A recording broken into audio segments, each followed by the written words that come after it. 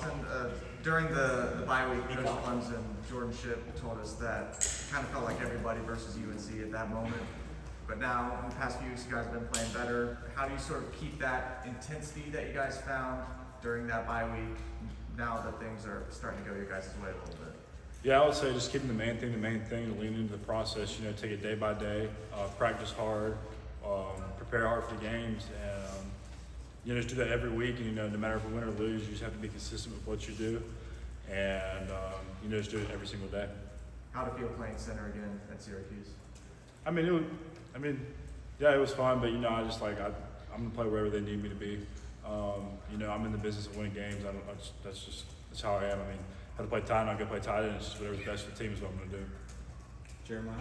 Hey, Austin. So there's a post on social media, I'm sure you've maybe seen it, where the team is celebrating the locker room with the big boom box. Can you just walk us through that moment, how you in particular were feeling, what were your emotions, and being able to just celebrate after your last one was early September? Yeah, it was awesome. It's hard to win football games in college. That's just the reality of it. I think people take for granted winning games. It was just awesome to be with the guys, and there's not a better feeling than being in the locker room with your guys after a win. So it was incredible. It was awesome. Let's go to this Jeremiah. Yeah, Austin, obviously you play plenty of center, you play plenty of tackle, and then like Michael said, you kind of got in there, got back into the center. I guess what was the initial conversations with the coach when you noticed that Chaddick got hurt? He was like, "Hey, we need to slide in." Just what was that? I guess interaction like getting you. He just told me, "You're going to center," and that's it. It's kind of like, I can play all 5 spots. I just how it's been for my college career. Going back, so I just kind of riding the bike. You just never forget how to do it. Like I said, I'm just gonna play wherever they need me to play, and just to get us to win football games is how I am. So. You guys definitely had some success from the run blocking standpoint. I know Damon gave you guys a lot of credit for some of the lanes that he was able to find, and obviously several different guys were playing on the line the other day. What has kind of allowed you guys to find some improvements and maybe some just more week-to-week consistency when it comes to the run block? Yeah, I think the coaches have just done a good job of believing in us and just giving us a great game plan every week to go out there and execute. I think we're just we just trust each other, and that's what I got for that. Just trust what the coaches are doing, and just believe in the guys playing next to you. No. Hey Austin, I know you came here to develop and ultimately go to the next level. How do you feel like this staff has helped you in terms of up to this point get to that level? And is there anything, I guess, that you didn't expect coming here that sort of some tidbits or anything from whether it's Belichick or the line coach, anything like that is out of the norm that you haven't heard before or seen? Yeah, I would definitely say, our coaches are doing a great job of just developing guys week to week, making sure you're practicing hard, you're doing everything you need to be at your best. So I think they're doing a great job in that. And then the next part, at the end of the day, I think football's football. You want guys who play hard, who are smart and dependable. I think that's just universal. And you can say they brought in this, that, but I think everywhere you go, it's just gonna be, hey, you gotta have tough, smart, dependable guys, and that's kind of the motto of football, I would say. In what way do you feel like you've grown the most this year? I would say this year has made me very resilient. Just being where I was to start the year, not being able to play, had to come back in rehab, and just being to where I'm at now, just knowing, hey, it's a day-by-day process. Go work hard, rehab, do what you got to do, and now that's translated to where it's okay. Practice hard, prep hard, watch film hard, do everything the right way so you're ready by the time it comes to Saturday. Let's go to Ryan. Austin, obviously, y'all are committed to the day-to-day process, but to get that win, do you feel like this is a chance to start building and stacking wins here moving forward? How do y'all approach that when you finally got over the hump last week? Yeah, like you said, it's just a day-to-day thing. Work hard every day. It's like I said, it's hard to win football games at the college level, and today we're focused on Tuesday practice and getting better, and prepping for Stanford. Obviously we want to win games, but that comes with just focusing on today's practice and prepping for Stanford Saturday, and not thinking about who's next. Stacking wins. You start thinking about stacking wins. Then you're worried about the wrong stuff. Tom? I know you say you play wherever they put you, but being at center, the communication that you bring is a big thing. I asked Chad about it last week or a couple weeks ago. How much more comfortable are you being in the middle to be able to communicate to everybody than being out there on one of the tackles? Yeah, obviously, I've started a lot of games with center, and then now I've started a few tackle.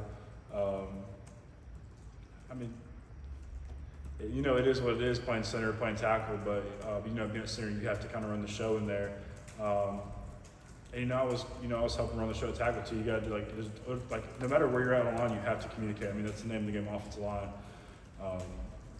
So, I think Chad did a great job of that all year. And, me stepping in there was just kind of doing the same thing that he's been doing all year, so. What about when you had that jump on the goal line? Yeah.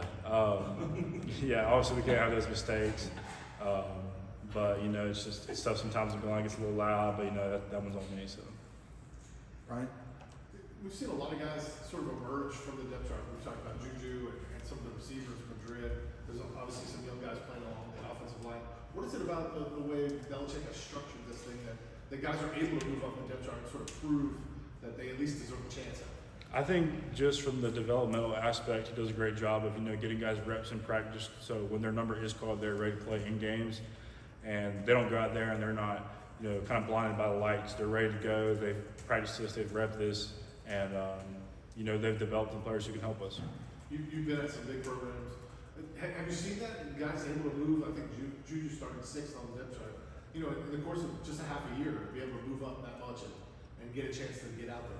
Yeah, across the country, guys are practicing hard. They're trying to develop guys and, have the next player step up whenever somebody goes down, or just, step into a role of being one of those players. So I think that's just happens across the country, but I think we do a really good job of that here, just developing guys and getting them ready to play.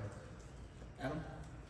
Austin, you used the word resiliency about yourself earlier, and I was wondering if that maybe applies to this whole offensive line group in general, because, 3 guys have played center. I'm not even sure how many guys have played left tackle. It's been just a ton of moving parts from training camp to now. What would you say has been the makeup of this group to be able to deal with all of those changes? And it seems like, you guys are getting better. Mm-hmm. Yeah, I would just say, we're a pretty tight-knit group in that line room, and just trusting the guy next to you, no matter if he's, playing left tackle, right tackle, guard, center, just knowing that he's going to go in there and do, his job to the best of his abilities. And, just having that tight-knit group and knowing, hey, this guy's got my back no matter what. Versatility too, right? I guess. Yeah, absolutely. Is this one of maybe a versatile group, one of the more versatile groups you've been with? Yeah, I would definitely say so. Obviously, we have some guys that play guard and center, guard, and tackle, whatever it is. But having a very versatile group is very good because when one guy goes down, that guy can slide over. And you never know when it's going to be. You never know when a guy's going to get nicked up or hurt. So that's a big thing for us. Shelby? Shelby, the news was around curious, just with Melkart, somebody that Coach Belichick was just telling us is one of the hardest workers, grinder. Just going up against him in practice, what stands out about him? Maybe something behind the scenes you've seen that's allowed him to have this kind of recent explosion in the last 2 games. Yeah, I would definitely say all the way back to the winter in the spring. He's a guy who's always up here working hard, getting extra reps, taking pass rush sets and everything. He's an extremely hard worker, and going out tackle one against him every day made me a lot better at tackle. Just seeing a really good guy who had a lot of speed, explosion, and strength out there. But he's a guy who's worked hard since he's gotten here, and I have a lot of respect for Melkart. I guess a really quick follow-up. Do you think it's just a matter of was it just a matter of time for him, or maybe specific things that you saw in practice, improvements that he kind of made? I just think he just continued to work hard every day and just patiently waited for, whenever that time was. He just works hard every day, day in, day out. He preps the right way. He does everything, nutrition the right way, lifts the right way. So I think it was just a matter of time before he started playing really good, which he has been all year. We got time for 2 more. We're going to go to Grant, and then Jeremiah closes us out. Hey, Austin. Jordan Hall and Miles McVay, 2 freshmen who stepped up big for you guys in the last game. What do you have to say about their performance against Syracuse, and also how they've developed over time to even get in that spot? Yeah, I think Miles and Jordan did a great job developing and just kind of leaning into the process of, just working hard every day. They both came from different programs, but, being here, I think they're both, You know, they've both worked hard since they've been here. I think they're both very mature, and I think, you know, they're going to continue to grow and be very good players. Jeremiah, please. Yeah, Austin, I wanted to ask you about Gio. Of course, he looked a little sharp the other day, and there's actually been in the last couple of weeks more design runs for him as well. Obviously, I know he's gotten healthier at this point in the season, but when he is able to kind of take off, whether it's design, whether it's spot scramble, how does that kind of open things up for him? Yeah, it's always, you know, a quarterback that can run is always another threat that defense has to worry about. But, you know, I think Gio does a good job in all aspects of the game. You know, he's very smart and, you know, has very good protections. But I think, you know, definitely have a quarterback who can run definitely keeps the defense on their toes a little more. All right, good stuff. Appreciate Thanks so it, much, Austin. Austin. Thank you all.